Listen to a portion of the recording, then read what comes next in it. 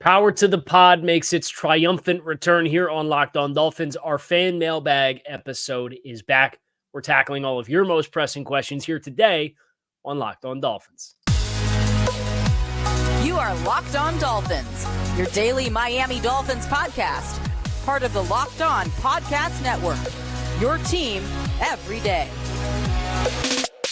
All right, Miami. Welcome to another episode of Locked On Dolphins. It is your team every day here on the Locked On Network. I'm your host, Kyle Krabs, a lifelong Miami Dolphins fan, host of Locked On Dolphins, co-host of Locked On NFL Scouting. I want to thank you guys for making Miami Locked On Dolphins your first Miami Dolphins listen of the day, because it is your team every day here on the Locked On Network. We don't just say it, we live it. Tip of the cap to our everydayers. Today's episode of Locked On Dolphins is brought to you by FanDuel. Make every moment more. Right now, new customers get $200 in bonus bets with any winning $5 bet. That's $200 if your bet wins. Visit FanDuel.com/LockedOn to get started. Power to the pod.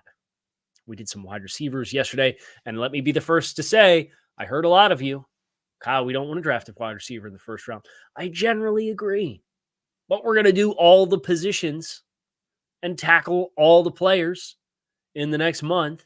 And then we're going to zoom out and say, okay, here's all the options. Here's what our Miami Dolphins specific draft board looks like based off what we think we know about what matters in playing on offense and defense in this football team. And then we'll say, here's where the value aligns on the board. Here's what they have from resources. Here's plan A, plan B, plan C, plan D. Here's option A, option B, option C, option D, so on and so forth. We're all doing foundational work here on Locked On Dolphins right now, which is, it's all process oriented, right?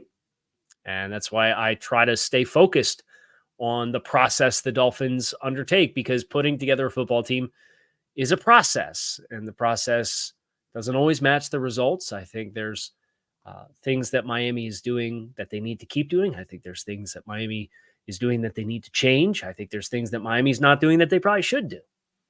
We'll explore all that as far as personnel with some of these rookie players coming in. Miami having 2 early draft picks this year.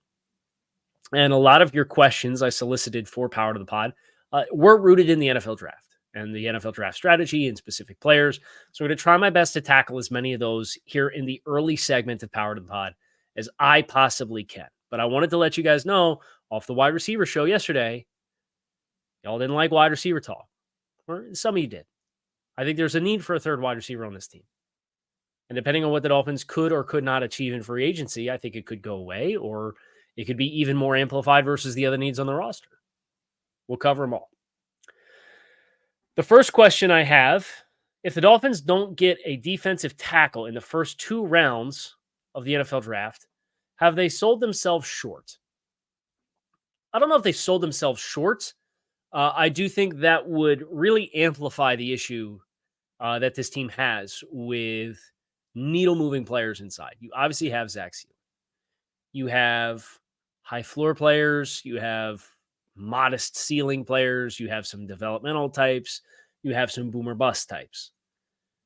Knowing what you would have in another spot would give you a lot more peace of mind as far as going into the season. The good news is, and Joe Marino, I've stolen this from him. So I don't like to give Bills fans too much credit, but Joe Marino, obviously one of my good friends and the host of Locked On Bills, co-host with me on Locked On NFL Scouting.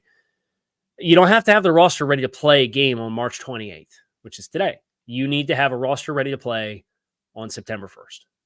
And there are ample opportunities that will happen. We'll see what happens in the draft. I would hate to see the team pass on a better player or bypass getting good value for their picks to explicitly draft for need. I think they've done as well as they can to have at this stage to not be forced to draft for need. I do think there are a few glaring needs that remain on the roster, however. Question regarding Cooper DeJean. You mentioned safety corner is likely off the board. Earlier this week, we did positions that I don't think Miami should draft early. Would he not be a player that would fit the Dolphins with his versatility here in slot and safety? I think he can play outside. I think he could be an all-around weapon within the secondary and could be an ideal third safety. I'm inclined to agree that Cooper DeJean would be a really good fit for the Dolphins. If you're not familiar, He's a defensive back from Iowa. He's played a lot of corner. Some people want to move him to safety. I think he can be an outside corner in his own heavy scheme. There's a lot of ball production there. There's a lot of instincts in space. He's a really good athlete. He tackles well. He's got good size. I think that's the biggest part about an appeal to safety for DeJean in my mind is how well he tackles. I just think if you're authentically looking at where the Dolphins' needs are versus the cornerback group or the defensive back group, if you're drafting him to be a safety, that's a position teams traditionally don't covet in the first round, and he'd be gone by 55. If you're going to draft him to be a corner, I would be surprised if DeJean were the best corner on the board. I think that probably means Terrion Arnold and Quinyon Mitchell are off the board. If you get those two with 4 quarterbacks and probably 3 or 4 wide receivers, a couple of defensive linemen, like I just have a hard time envisioning there not being an offensive lineman or a defensive lineman in the same tier of where I would covet DeJean as a player, that the tiebreaker would go to the position of need. You don't want to draft explicitly for need, but if you have 2 common players and need is a stark difference between them both, I would defer to the need as the tiebreaker between the 2. What is the best outcome for the draft to use the extra draft? Would it be to use extra draft capital next year to add picks in rounds 3 and 4, trade back from 21, or both? So I love this question. Because I think some of this has to be determined by who's on the board at 21. I have my list. We're going to get to my list, but my list of I would not trade away from these players. Getting a 3rd round pick is pretty high up on my priority list because that gives you peace of mind to say, hey, we're at least going to have a chance to address our 3 most pressing needs, which I feel like are very urgent needs. But if there's a bona fide stud star player at a position of need at 21, I'm not going to endorse trading out of that player. I'm just not. Now, if there's 4 of them and you can get back 4 or 5 spots and have the peace of mind that at least one of them is going to be left over for you, then sure. And in that case, you'll probably get a 3. But the extra picks next year, you'd still need a carrot to dangle. Would that be a player? Would that be a pick swap this year plus a pick next year to get better return?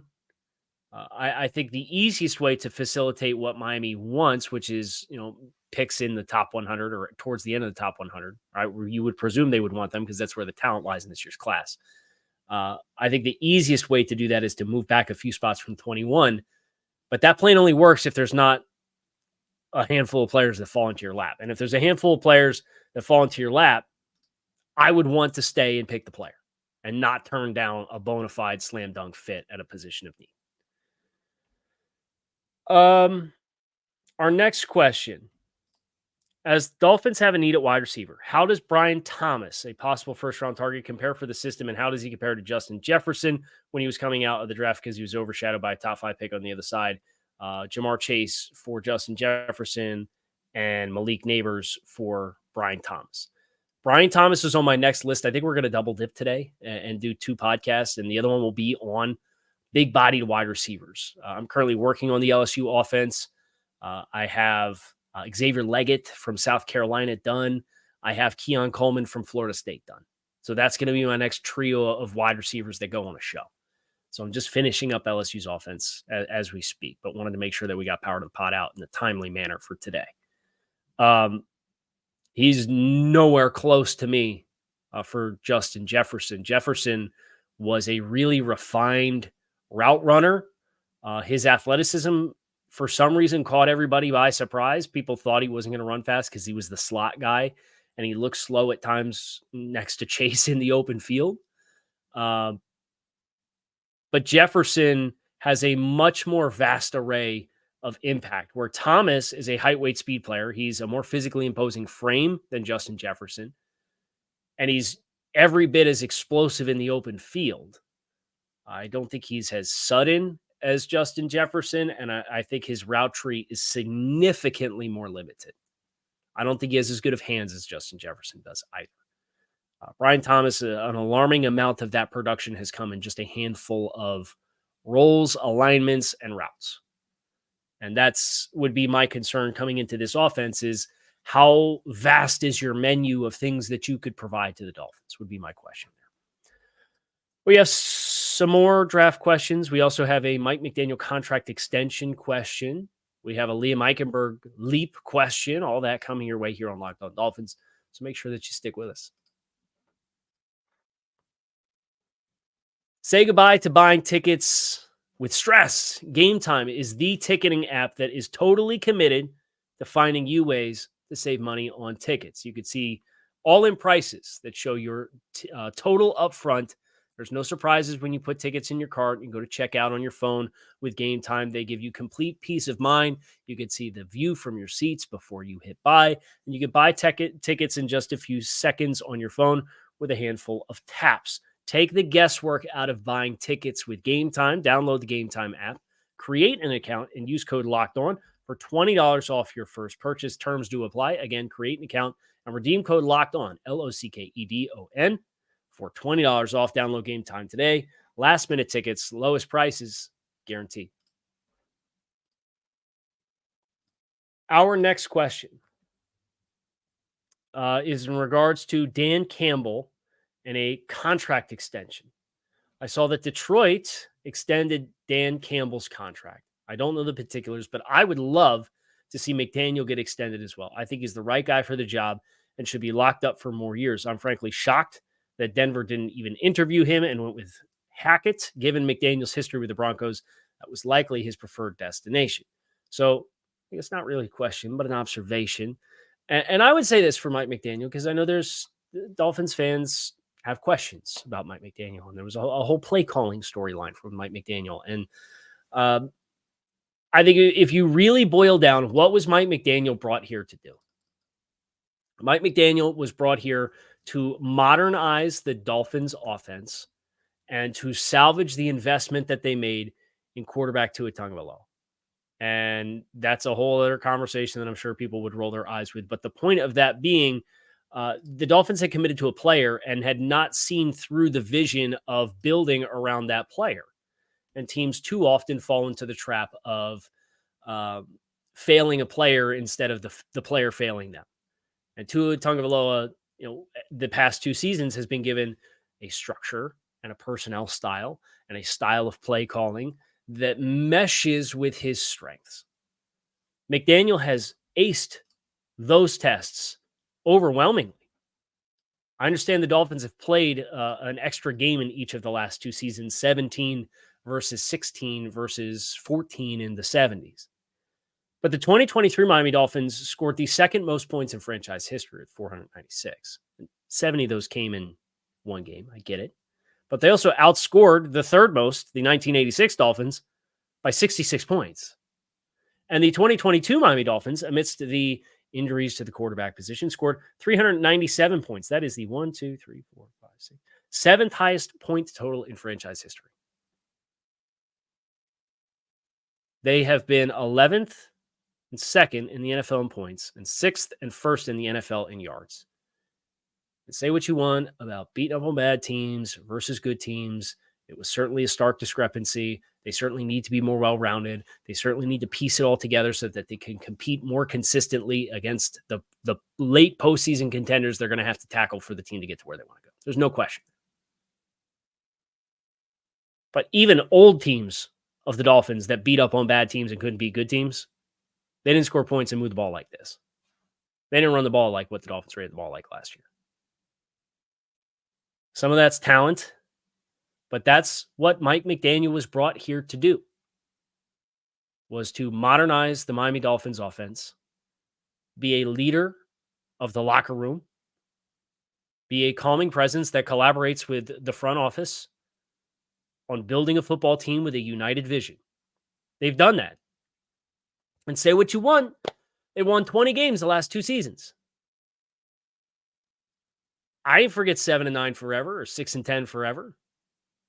Now, we want to have a higher standard than that. But I think it's interesting that Kevin Clark is asking Mike McDaniel at the owners' meetings, what's the biggest difference between the 2023 and 2024 Miami Dolphins?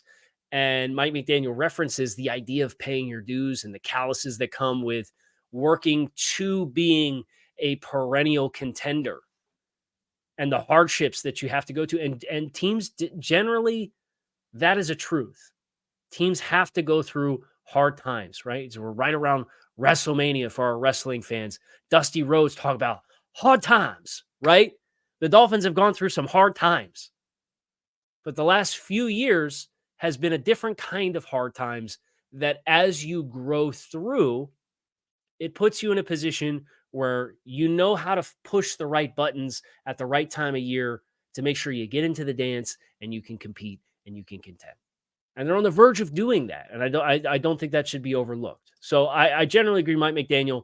The primary objectives of Mike McDaniel being hired here to be the head coach, he has done a very high level of his first 2 seasons in Miami. A Jaylen Waddle contract extension question. Glad you're feeling better-ish. Thank you. I would say probably today's the first day this week. Like I'm back on the horse. I'd be curious what a Jaylen Waddle contract might look like as soon as he is eligible. With all the crazy free agent markups this year, I'd like a deep breath of relief if we can lock him up long-term ASAP rather than having another Wilkins Hunt free agency. Yes, I think Miami proactively. I think I have the Dolphins right now as things currently stand with their top 51 players under contract based on, not all you don't have 51 players that are under contract for 2025, but you have 5th-year options activated for Jaylen Waddle and Jalen Phillips. They haven't officially made that decision yet, but that would be the worst case scenario for both of those 2 players. And that'd be about $28 million in cap space. You don't have, obviously, Tua Tagovailoa under contract, so you don't have your starting quarterback under contract yet. Either I would expect year 2 or year 1 of a new contract with a contract extension to probably be around $20 million in cap space that you would be required there. So they're right around net zero right now without restructures or making personnel transitions or taking exit ramps on contracts, anything like that. But you have $28 million in Jalen Phillips and Jaylen Waddle contracts as 5th-year options. You can cut that number in more than half if you extend both of those players, even if they're big money contracts. So I would envision for both Jalen Phillips and Jaylen Waddle, the decision not to pay Robert Hunt and not pay Christian Wilkins, that's kind of been my thing. If that's the decision that you make, then you kind of have to make the decision that it's for the benefit of the other young nucleus players that you have to make sure that they are still in place. And Chris Greer came out at the combine and said, we're going to pay Jaylen Waddle. The plan is for Jaylen Waddle to be a Miami Dolphin for a long time. If that's the case, let's get working on a contract extension, right?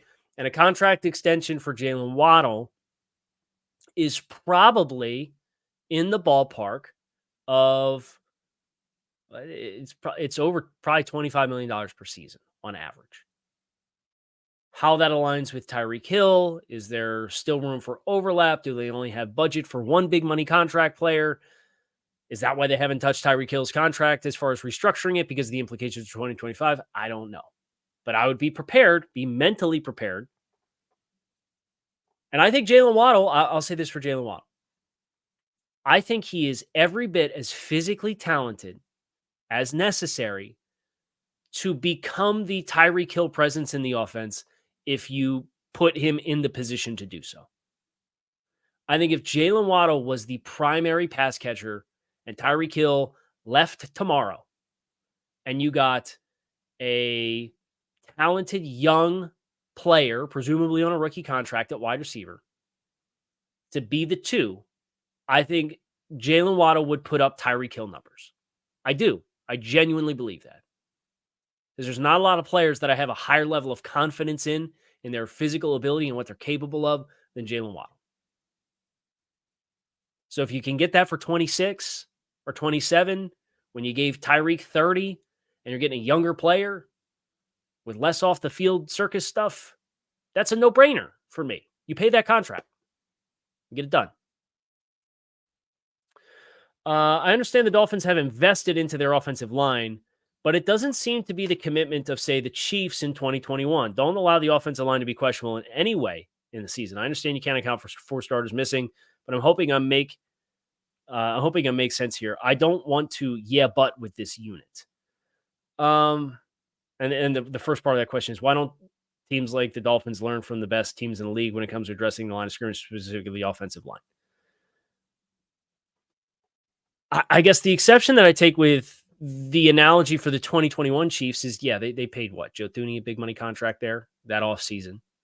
And they drafted Creed Humphrey and Trey Smith, but they drafted Creed Humphrey because he fell to them in the 60s. And they drafted Trey Smith because he fell to them in the 6th round because of medical questions. So some of that is about their ability to develop the talent versus just being prepared to swing the bat. Miami's swung the bat just as much as any other team in the league. The Jets have swung the bat on the offensive line, but they're drafting guys like who was the USC tackle? Who was the Louisiana tackle? Max Mitchell, right? They draft guys like Max Mitchell.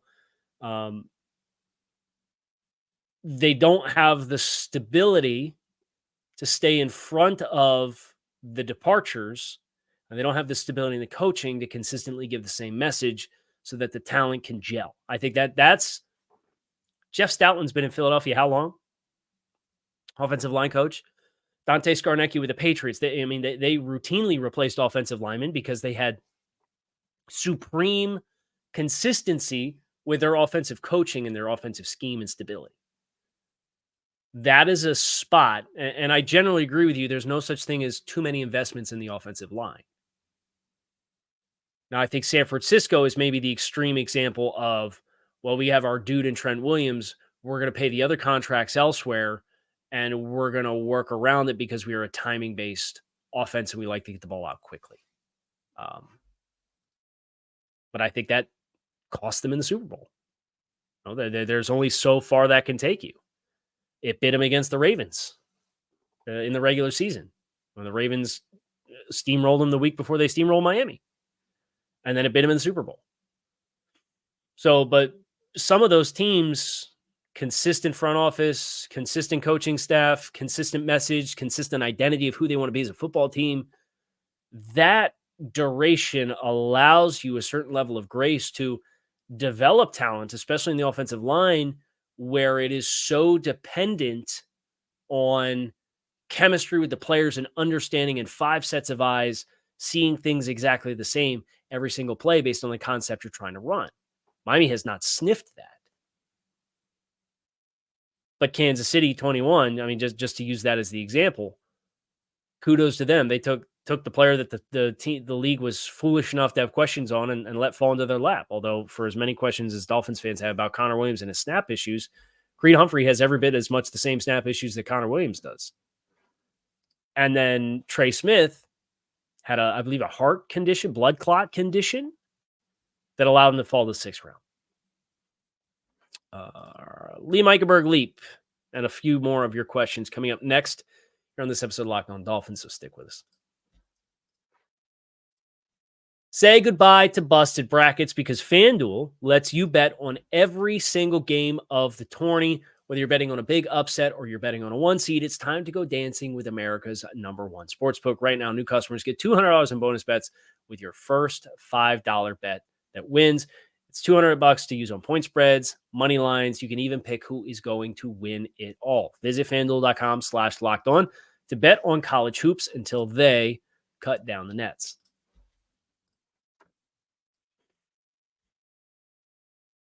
Our next question is pursuant to Liam Eichenberg.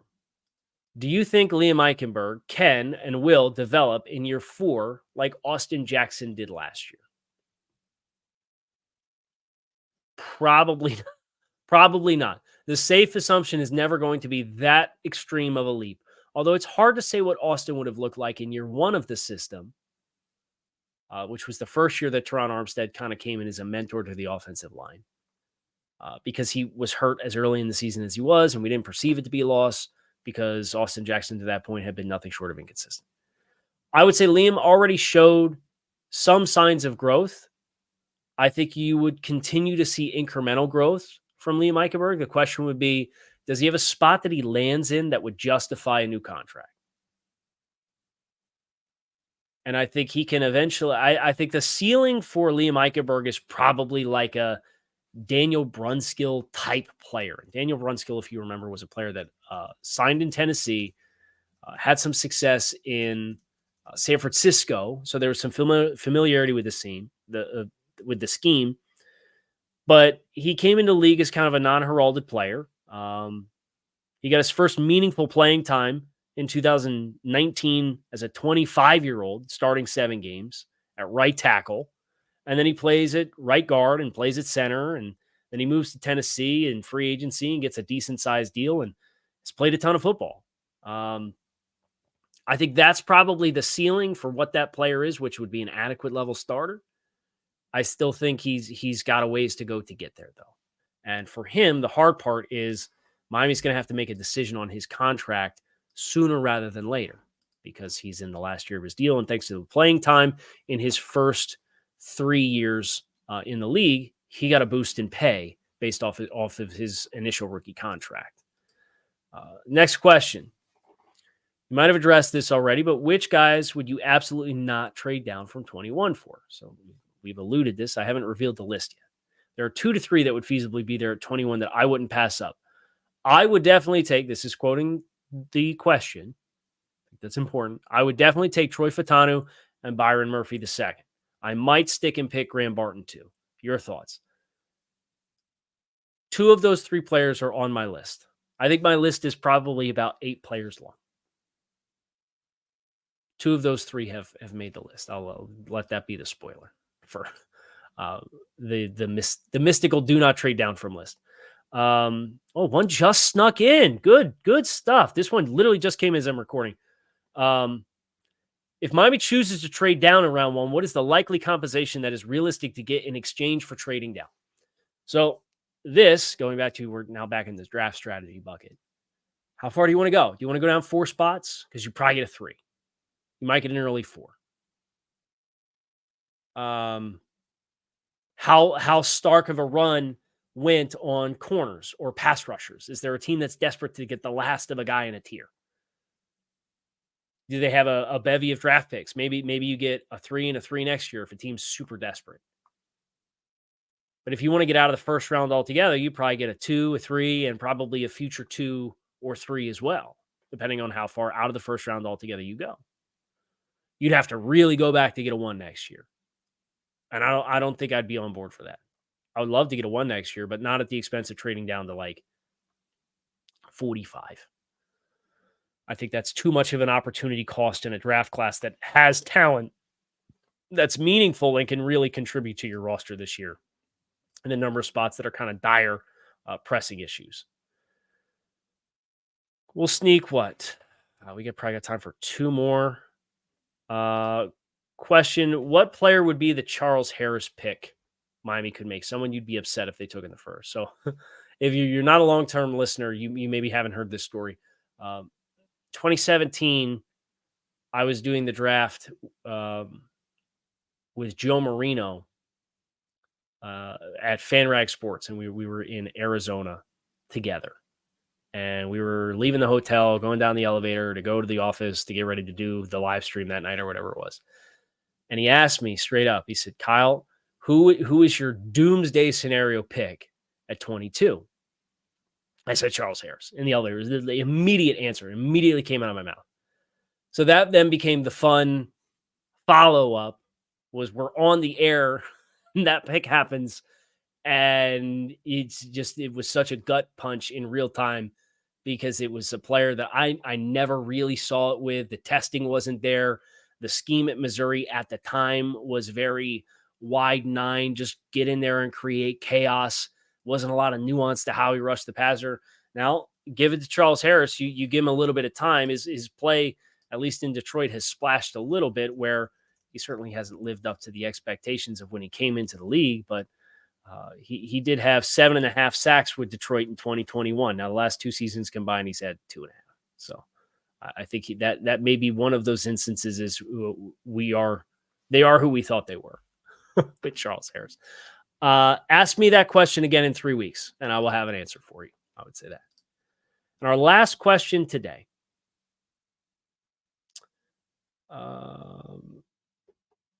Let's go with Danny's question. What are your post-June 1st free agent targets? Assuming the free agency board stays relatively the same, Quandre Diggs is very high on my list.